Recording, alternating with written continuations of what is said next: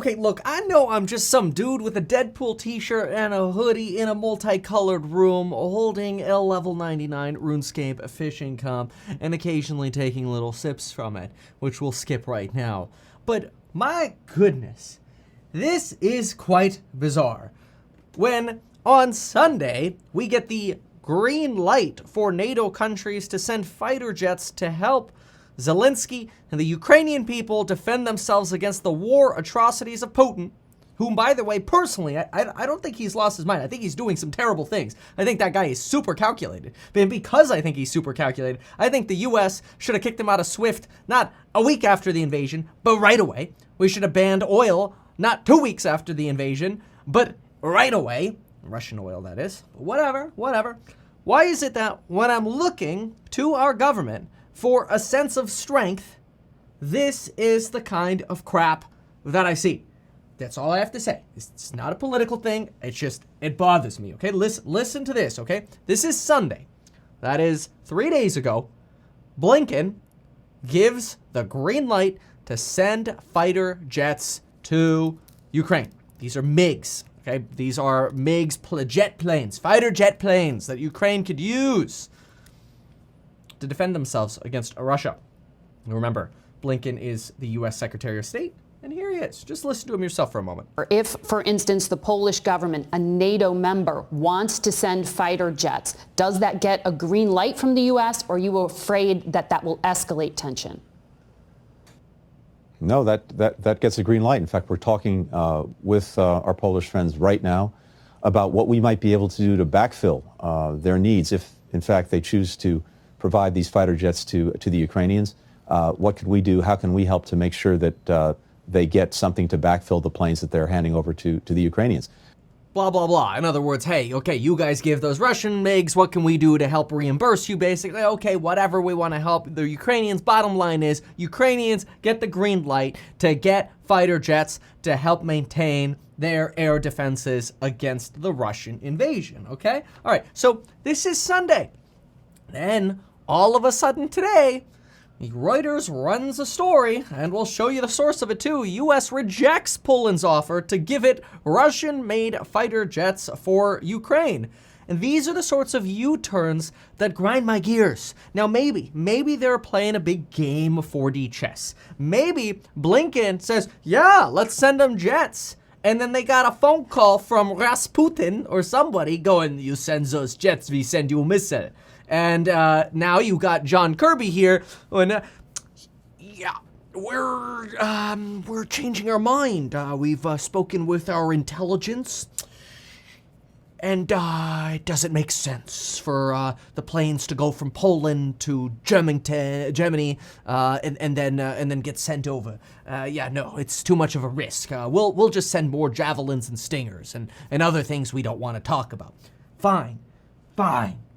But why the U-turning in a time of war? I think right now we need more certainty from our government, especially against Putin.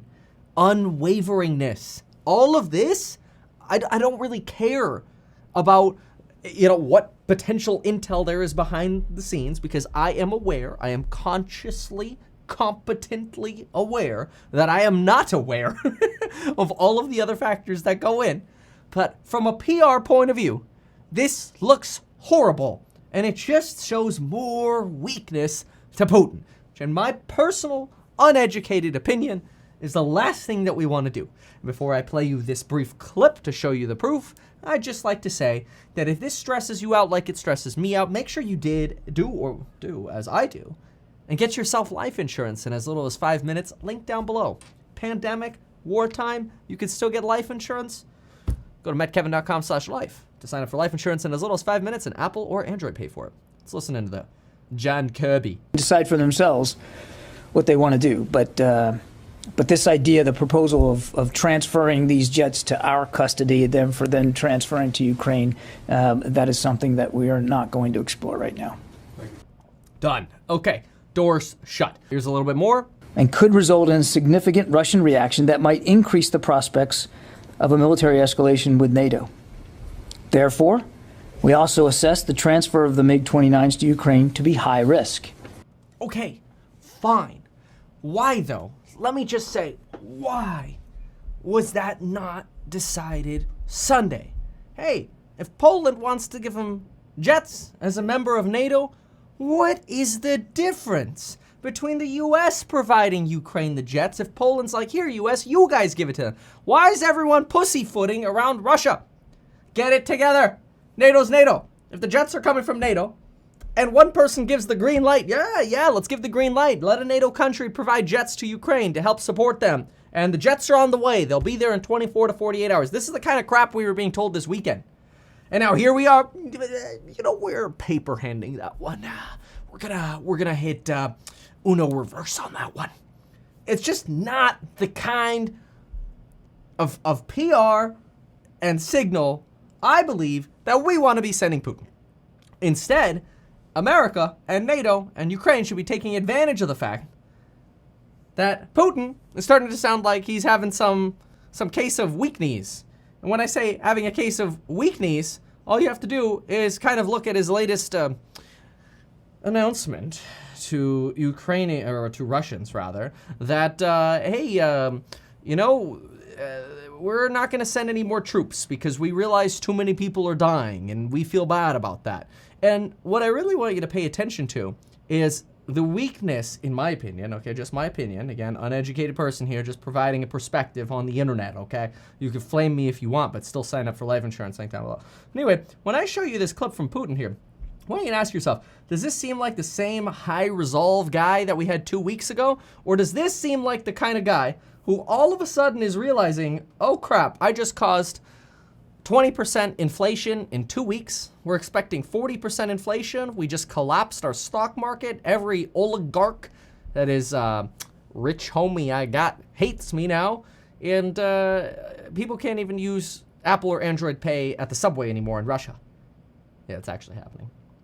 And McDonald's left, okay? McDonald's left. Everybody's leaving. It's bad. We don't need to go through the list. But just listen to Putin here. I would like to address the mothers, wives, sisters, brides, and girlfriends of our soldiers and officers who are now in battle defending Russia during a special military operation. I understand how you worry about your loved ones. You can be proud of them, just as the whole country is proud of them and worries about them together with you. Let me emphasize that military conscripts do not and will not participate in hostilities. There will be no additional call-ups of reservists from the reserve. Look, I don't know about you, but in my opinion, this is a time for unity and strength. Not this wishy-washy crap. End the wishy-wash. And puck Putin.